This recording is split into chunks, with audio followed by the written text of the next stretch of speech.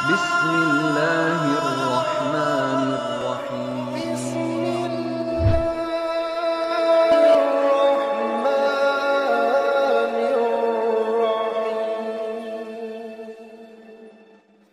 Assalamualaikum warahmatullahi wabarakatuh.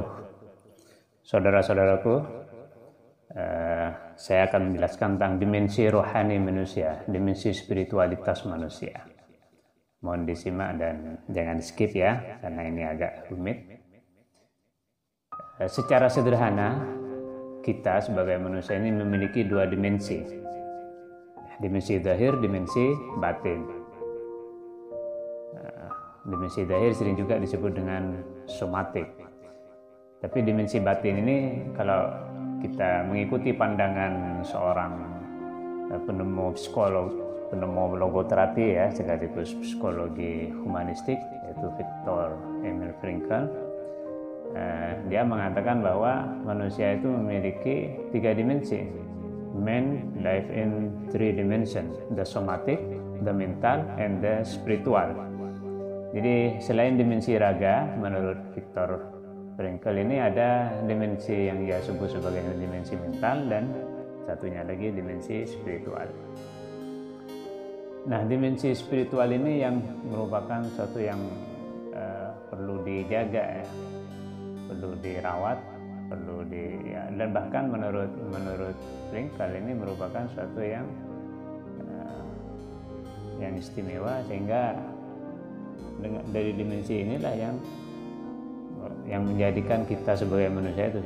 Jadi karena inilah yang menjadikan kita sebagai manusia. Meskipun demikian, masing-masing dimensi ini pada hakikatnya sama-sama membutuhkan nutrisi. Jadi yang batin membutuhkan nutrisi, yang lahir juga membutuhkan. Dimensi somatik membutuhkan nutrisi yang cukup sehingga dia bisa berkembang secara baik. Dimensi mental dan dimensi spiritual ini juga membutuhkan nutrisi sehingga dia bisa berkembang dan merasakan kenyamanan dalam hidupnya. Sesuai kodratnya, konon manusia itu memang diciptakan dari tanah yang kemudian membentuk manusia secara fisik. Karena tercipta dari tanah, maka ia selalu membutuhkan nutrisi yang berasal yang sumbernya dari sumber asalnya, yaitu tanah tadi. Jadi kita makan apa, misalnya susu, nasi, daging, sarimi, kocor, taal, dan lain-lain, itu sebenarnya pada dasarnya adalah berasal dari tanah. Jadi pada saat menikmati itu, manusia sudah bisa merasakan kesenangan, tapi kesenangan yang ia rasakan masih bersifat fisik, masih bersifat material. Nah, karena manusia sering asik dengan kenikmatan fisik material ini, pada perjalanan berikutnya banyak sekali di antara kita manusia yang lupa bahwa mereka bukan hanya saja fisik, bukan hanya saja material, tetapi juga memiliki dimensi spiritual, yaitu dimensi rohani. Dan dalam bahasa Arab disebut dengan ruh. Kita bisa lihat dalam surat Al-Hijr ayat 29 misalnya, Allah berfirman, wa nafakhtu fihi min ruhi, aku tiupkan sebagian dari ruhku. Kalau dalam terjemahan edisi Inggrisnya sering diterjemahkan dengan the part of my own spirit, I blow into him the part of my own spirit. Jadi sebagian dari ruhku. Jadi ini pada asalnya ruh ini suci karena berasal langsung dari Tuhan dan ditiupkan oleh Tuhan. Jadi manusia, kalau menurut istilah Ibnu Arabi, merupakan the part, bagian dari Tuhan, dan secara harfiah ia akan selalu merindukan untuk bersatu dengan yang keseluruhan, the whole, yaitu Tuhan yang menciptakan itu. Maka dengan demikian dalam diri manusia sudah tersimpan potensi-potensi ketuhanan yang amat berharga, yang ini diharapkan bisa dikembangkan sehingga sifat-sifat ketuhanan ini bisa pada akhirnya bisa memancar dalam, berkembang secara bagus dan memancar dalam diri manusia, hingga pada puncaknya manusia itu bisa bermanfaat baik untuk dirinya sendiri ataupun untuk orang lain. Nah, potensi spiritualitas ini akan semakin aktif berkembang dengan baik jika ia terus terhubung dengan secara spiritual, ya, terhubung dengan penciptanya, the whole yang tadi itu, ya, yang keseluruhan tadi, yaitu Tuhan sebagai pemilik ruh yang ada dalam diri tersebut. Nah, ruh inilah yang sebenarnya merupakan inti dari manusia. Ruh yang pada hakikatnya merasakan senang, bahagia jika ia mendapatkan asupan gizi yang cukup. Ataupun sebaliknya, dia juga ruh bisa yang merasakan sedih, gelisah, terasing, hampa, stres, talkah dan lain-lain jika ia mendapatkan nutrisi yang tidak cukup atau dia dihantam oleh sesuatu yang membuat dia ya bukan makanan ruh lah, intinya bukan makanan ruh. Nah, karena ruh ini berasal dari Tuhan, maka nutrisinya harus berupa hal-hal yang identik dengan ketuhanan. Maka untuk merasakan kebahagiaan ya mestinya selalu berhubung, tersambung dengan Tuhan.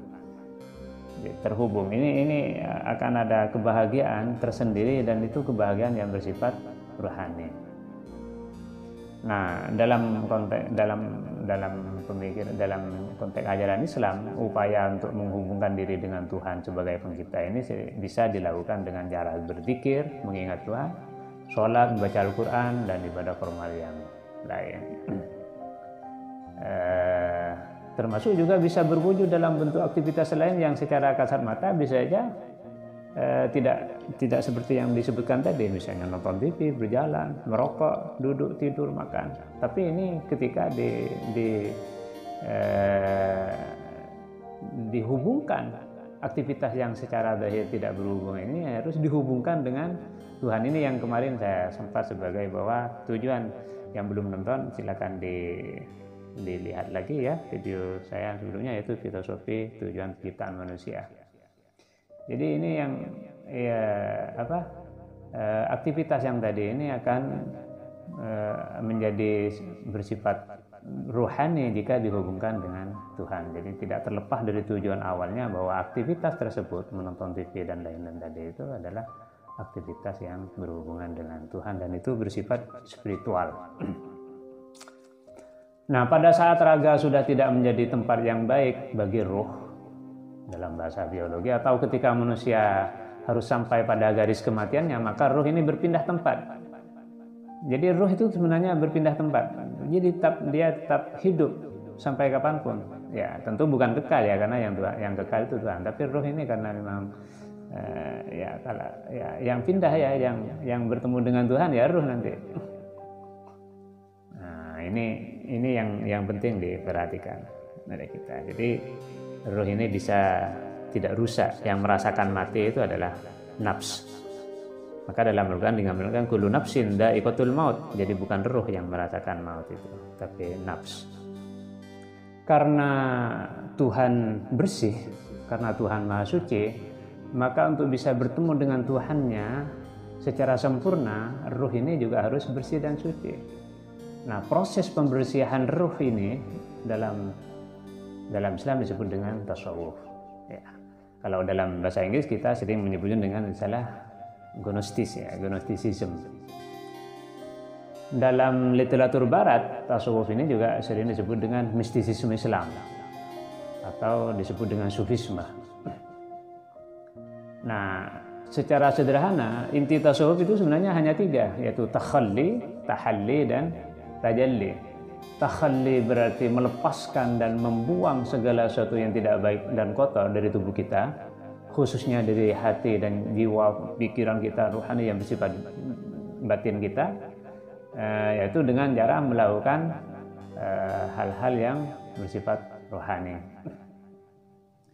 Maka orang yang masuk dalam dunia tasawuf ini, yang menekuni dalam tasawuf ini, maka dia harus melewati makom-makom sehingga hatinya bisa bersifat bersih.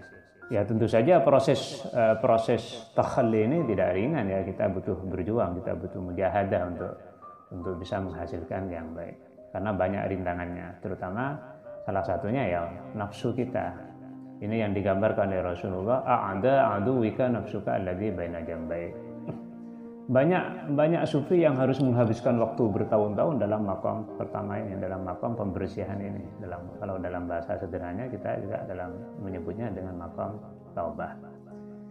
Nah, proses yang kedua, proses selanjutnya adalah tahalli. Setelah kita membersihkan ruang batin kita dari hal-hal yang kotor, dari jomberan-jomberan yang mampet, yang yang meringsek dalam tubuh kita ini, maka proses selanjutnya setelah bersih kita tahalli, yaitu menghiasi diri, kita berbenah diri, menghiasi diri dengan hal-hal yang baik. Maka dalam konsep Islam kemudian ditemukanlah konsep-konsep yang lain, kita harus bersabar, zuhud, tawadu, tawakal, ikhlas, dan lain. Ini bagian-bagian yang mau kita tanamkan setelah tubuh kita bersih. Nah, sekali lagi dalam tahapan ini kita juga dituntut untuk memerangi diri kita sendiri agar diri kita sendiri, musuh kita yaitu nafsu kita, sebagai musuh yang paling cerdik, musuh yang sangat lihai, dan ini sifatnya tersembunyi. Jadi beratnya itu situ, karena kita ini peperangan yang tidak pernah berusai, peperangan melawan musuh yang bernama nafsu kita ini. Nah, jika ini sudah kita lewati, maka kita akan masuk di proses selanjutnya, yaitu dengan tajalli. Nah, tajalli ya secara sederhana bisa berarti penampakan. Maka wujud tajalli ini dalam tasawuf bisa kita menyebutnya sebagai ittihad dalam konsep Abu Yazid Al-Bastami, atau wahdatul wujud dalam konsep Ibn Arabi misalnya, atau al-hulul dalam konsep Al-Hallaj, Mansur Al-Hallaj. Nah, pada saat manusia sudah memerhatikan, merenungkan, atau memperlakukan diri secara baik, secara komprehensif, berarti ya sudah mulai bergerak untuk menjadi diri yang utuh, sebuah diri yang tidak berdiri sendiri, diri yang penuh, diri yang berkesadaran bahwa ia ada yang menciptakan, sehingga tidak bisa terlepas dari yang menciptakannya. Sekali terlepas berarti ia telah merusak dan melakukan kezaliman terhadap dirinya sendiri. Ia telah mengantarkan dirinya pada sebuah kehinaan dan kehancuran. Ini juga berarti bahwa ia telah tidak menyayangi dirinya sendiri. Dalam Al-Quran sering digambarkan sebagaimana Nabi Adam dulu ketika melakukan kesalahan, maka beliau berdoa, Rabbana zalamna anfusana wa illam taghfir lana wa tarhamna lanakunanna minal khasirin. Nah, ini jadi keterlepasan diri kita dengan yang menciptakan merupakan sebuah kezaliman, dan ini akan merugikan diri kita sendiri, sama sekali tidak merugikan Tuhan sebagai pencipta. Dengan demikian, maka dimensi rohani kita ini harus terus kita kembangkan, kita harus rawat, kita harus kasih vitamin, kita harus kasih gizi yang baik sehingga bisa tumbuh berkembang secara sempurna, dan pada akhirnya kita menjadi menghadap Allah dengan apa yang dalam bahasa Al-Quran disebut dengan qalbun salih. Ini saja sebagai pengantar ringan, mudah-mudahan bermanfaat. Terima kasih. Hadanallahu wa iyyakum ajma'in. Assalamualaikum warahmatullahi wabarakatuh.